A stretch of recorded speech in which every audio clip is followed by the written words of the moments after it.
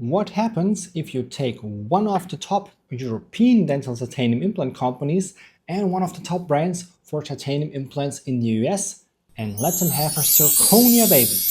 Let's find out. Hi, my name is Dr. Tobias Steinherr. As a specialist in ceramic implants and metal-free dentistry, I teach you the dental skills, the biological concepts, and the practical implementation of ceramic implants in your practice to increase your revenue and decrease your stress while creating healthier smiles for healthier patients. With Camlog and BioHorizons, two top-tier titanium implant companies with a wide variety of dental titanium implants, join forces to create the Ceralog, which is basically one zirconia implant. Yeah, just one. But I don't want to be unfair. It is one parallel designed implant body with a single diameter of 4 millimeters, but it's in 3 different lengths, 8, 10, and 12 millimeters. And you get it either as one piece, the so-called monoblock, or the two-piece version. So there is a little bit of variation within the single implant type you get. But in both cases, you're not allowed to prep it. You can reduce the height of the one-piece implant a little bit, but you're not allowed to prep the implant shoulder. Just don't touch it. In their design, they took elements from both companies. The outer design and their hexalobe implant abutment interface come more from the Camlog side, whereas their dual surface texture comes from BioHorizons and their laser lock surfaces they already offered with their titanium abutments and implants.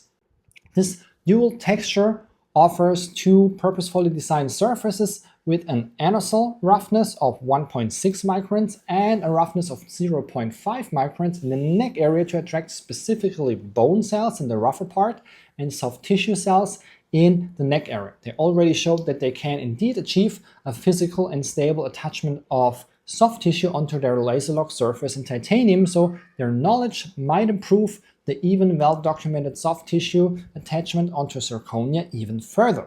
So basically, it is an implant for late implants in the premolar and molar area, maybe an upper central incisor as well. With Straumann also offering their two-piece implant only in one 4.1 millimeter diameter, you get at least a 3.3 diameter with their one-piece implant. With Ceralog, it's simple. Take the 4 millimeters or leave it. For their two-piece implant, they use titanium or gold screws, so nothing fancy here, but finally it gets a little bit more exciting when it comes to their abutment material. But first things first, the implant can be placed almost at bone level. Only the implant shoulder, which is slightly beveled inwards, needs to stick out of the bone. But regarding their special surface in the neck area, it would make sense, of course, to expose it a little bit more, of the implant shoulder. But in either case, like all zirconia two-piece implants, they basically have the same biological issue with a gap between the implant and the abutment. But here, it gets pretty unique and also interesting. They don't use zirconia or some sort of titanium-based abutment. They offer a PEKK abutment. And no, I didn't mess up the spelling. It is PEKK, not PEKK. PEKK, as you might know, polyether ether ketone, and PEKK, polyether ketone ketone, are both high-performance thermoplastics from the same family, but PEKK offers a higher mechanical strength and stiffness due to the additional ketone group, the ketone part that makes it PEKK, ketone. This highly biocompatible abutment material might change the game regarding microgaps and the need of titanium for a stable abutment implant connection. Of course, there is still the titanium screw inside, but the rest of the abutment is completely metal-free, and the plasticity of PEKK material could seal the gap much better than a zirconia to zirconia connection ever can.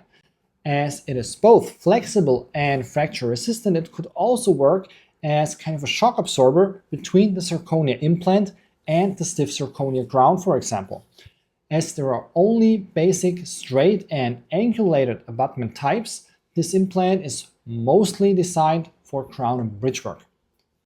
One important side note, PEKK is not radio opaque, so it doesn't get displayed on an X-ray picture. So if you ever see an X-ray like this, don't panic, it might be a PEKK abutment. So let's sum it up. This video is as short as the implant portfolio of the Ceralog implant. In a very minimalistic setup, Camlog BioHorizons offers a zirconia implant with a single diameter of 4 mm in 3 different lengths. Their PEKK abutment makes it unique and shows a new approach to tackle some of the two-piece zirconia implant issues.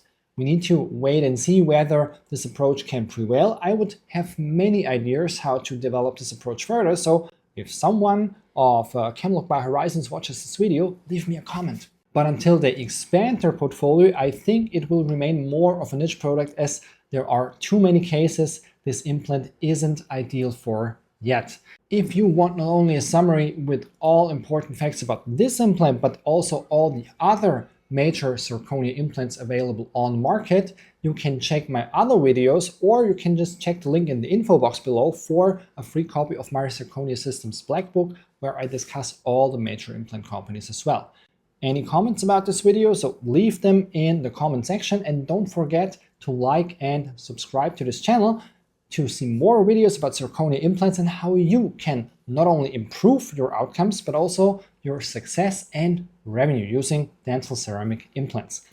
Thanks for watching, and always remember, if we can do better, we should do better.